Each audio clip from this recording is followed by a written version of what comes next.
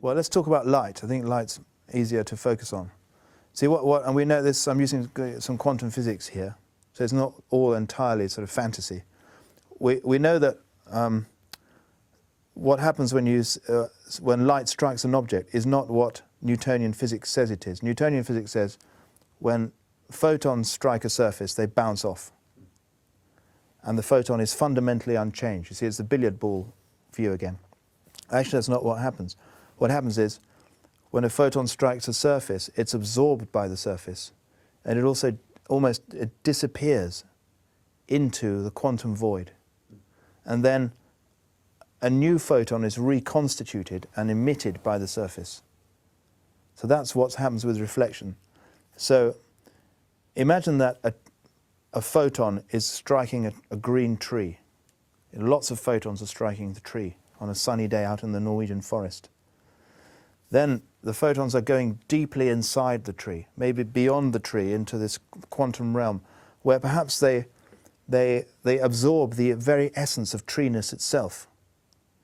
And then this essence of treeness now saturates the new photons that are emitted. The new photons are actually tree photons, and they're vibrating treely, if you see what I mean. They then go into your retinas, where they transfer that treely information or that tree sensibility into your whole organism, and so you become tree yourself.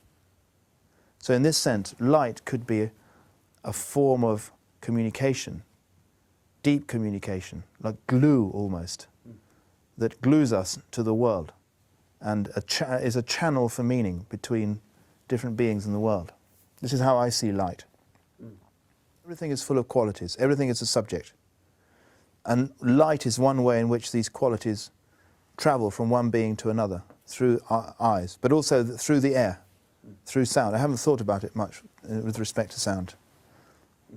I've thought more about light. But I think there's more and more dissatisfaction amongst young people who are interested in science. They feel more and more that there really is something missing in science. That there's, like I felt when I was a young student, that I loved the science, but I felt that there was something indefinable, something I couldn't put my finger on, that I wanted out of it, that I couldn't get, and I didn't know what it was. I also found the neo-Darwinist interpretations of animal behavior, based on the notion that everything is selfish and is only out to maximize its reproductive success, thoroughly dissatisfactory and almost abhorrent, morally abhorrent. You studied deer populations, as far as I know, in your PhD. I did, yeah. How was the qualities there? How did you treat the qualities in your PhD? I wasn't allowed to say anything about them. And I remember the qualities taking me by surprise. I wasn't expecting to find them, because I worked on these small little Chinese deer called muntjac, which I fell in love with when I saw them in a wood in southern England. And I used to spend time watching them ruminating, sitting down with their legs tucked up. And they'd close their eyes, and they'd go into a very meditative state. And a little bolus of food would come up their esophagus. You could actually see it, into their mouths, and they would start to chew very quietly. And I would sit there watching, and it was as if a kind of incredible atmosphere of calm and peace would radiate out. Very hard quality to describe. It felt a bit like chamois leather, a very soft, leathery, yellow, warm quality would engulf me as I watched them ruminating. And I became totally captivated by this, totally surprised. I wasn't expecting to find this. And they taught me about a soft, gentle approach to the world, just a total quiet relaxation, a regurgitation of thought, of the day's events, of the events of one's life, a chewing over and a re-swallowing down into the unconscious. So I sat there, engulfed in this atmosphere, and I would, then they'd get up and walk off, and it'd take me a while to snap out of it. And I thought, good God, this is something completely real. And then when I was in my wood, which luckily for me was an ancient woodland, not touched by people for many decades, I would spend hours putting out quadrats to count plants in, to see which plants the deer had been eating, etc. And then tired of this, I would lean up against a tree and just allow myself to be absorbed by the sound of the wind, by the sight of the leaves, by the whole breathing forest. And suddenly it seemed to me that I connected with the quality of that forest. There was a great personality sucking me into itself through the breath of the air, through its leaves, through its bird song, through its colours. It was just welcoming me into another quality, different to that of the deer, but connected to it, but a more leafy, woody, airy kind of quality with lots of tentacles feeling into the air. And I would be absorbed into that quality for maybe an hour or so. And then again I would snap out of it and think, oh my gosh, I'm meant to be measuring and doing quadrats. So again I would go through the really difficult exercise of having to put down quadrats and count things. So I ended up with a great mass of numbers sucked out of the forest, almost as if with a vacuum cleaner, sucked out into my notebooks and then into my computer programs that I wrote for analysing the data, and then into multivariate statistical analyses, which told me a great deal about the deer that I couldn't have found out any other way. So I'm not trying to denigrate that. It was an incredibly useful exercise. I found out some very interesting things about how they used their home ranges, the shapes of their home ranges, when they were active and when they were inactive, what they ate. Tremendously useful. But all of that had to be written up in a very quantitative way, a very dry, objectivist way, and interpreted from a neo-Darwinist perspective. So I had to explain why the deer were doing things, or rather why the genes within the deer were making the deer do things.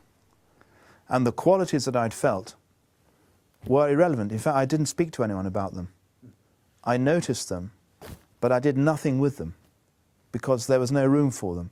It was only later when I went to Schumacher College and began to work with colleagues there on holistic science that I realized that these qualities were actually as important as the quantities that I'd abstracted from the living world. So now I can see the need to put the two together. So in my dissertation, if I'd been able to do that, I probably would have tried to describe the qualities, maybe through poetry or painting or art or some other kind of artwork, or maybe through a more poetic a kind of prose, and I would have interweaved that with the quantitative data. I mean, if you take this to its extreme, you can have quantitative data expressed poetically.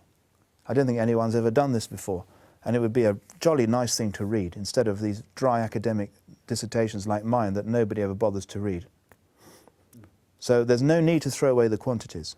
The quantities can be brought to life through a connection with the qualities. And this is what we're trying to do in holistic science. And this is the way the future would turn if Gaia Inc.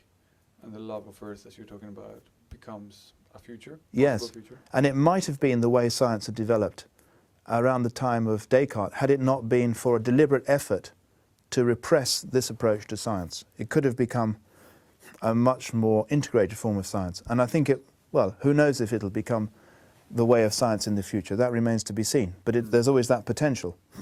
So, for political reasons, Goethe lost and Descartes won. Is that your... As to put it crudely, yeah. Or Descartes wasn't as bad as we think he was, actually. You know, he was a very religious person. And he had his reasons for saying the world was a machine, more for political reasons. But anyway, yeah, to put it starkly like that, yes, Goethe, we would have had it wouldn't have been Goethe 0, Descartes 1. It would have been 1 all. You see what I mean? It would have been both together. The mechanistic, quantitative approach blended with the qualitative approach, and each used appropriately as required. And this would have given us an inherently ethical science, and therefore a completely different world.